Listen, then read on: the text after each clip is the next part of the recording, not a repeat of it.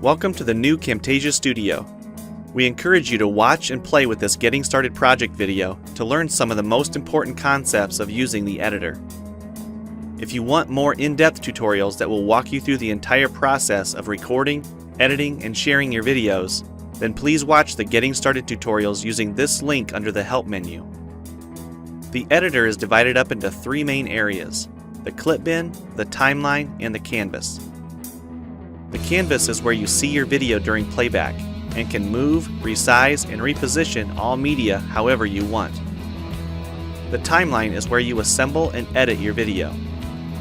At the top of the timeline, tick marks represent time in terms of minutes and seconds. When building a video, you'll work in a horizontal manner, beginning from the left and moving sequentially through time toward the right. The tracks are layered on top of each other, so media you add on higher tracks is viewed on top of media on lower tracks in the canvas. For example, this callout is placed on top of the video track on the timeline, and therefore is on top of the screen video on the canvas. If I drag the video track on top of the callout on the timeline, the callout is now hidden behind the video on the canvas. Use the zoom slider to magnify the view of the timeline.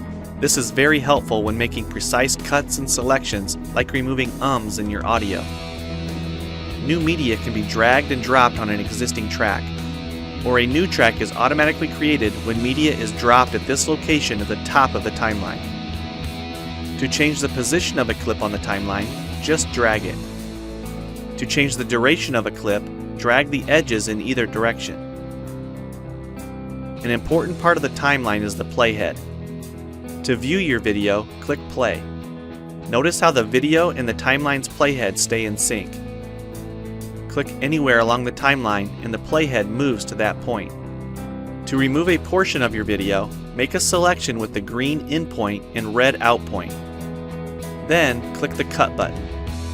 If you don't want media cut on a specific track, just click the lock icon. If you make a mistake while editing, press Ctrl-Z on the keyboard to undo, or choose Edit Undo. Double-click the playhead to deselect. Next, we'll look at the clip bin and the library. The clip bin holds recordings, audio files, images, and title slides being used in the project you're currently working on. The library stores video clips, intros, callouts, title slides, and other media assets you want to use from project to project. It is pre-populated with professional content you can use in your videos. You can download more media from our website by clicking this link. You'll find a lot more music, callouts, and animated titles to use in your projects, and it's all free.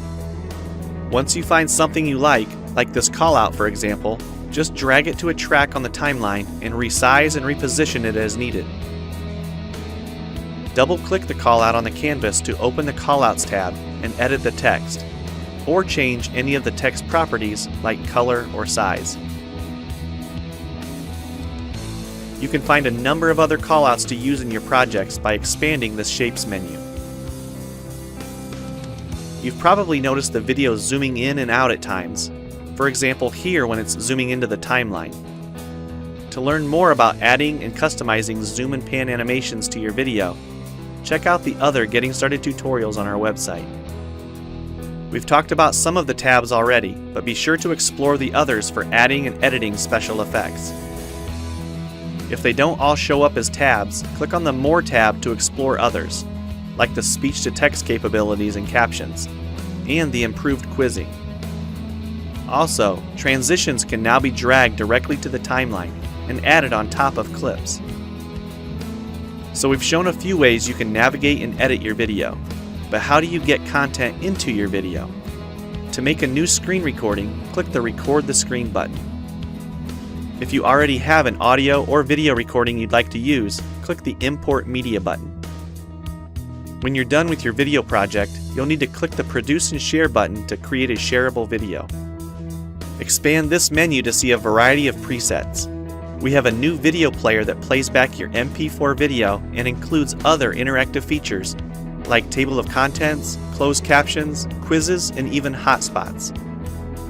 These features are available when hosting your video on TechSmithScreencast.com or the video and player on your own web server. This player provides playback on multiple devices with just one video, whether it's a phone, tablet, laptop, or desktop computer.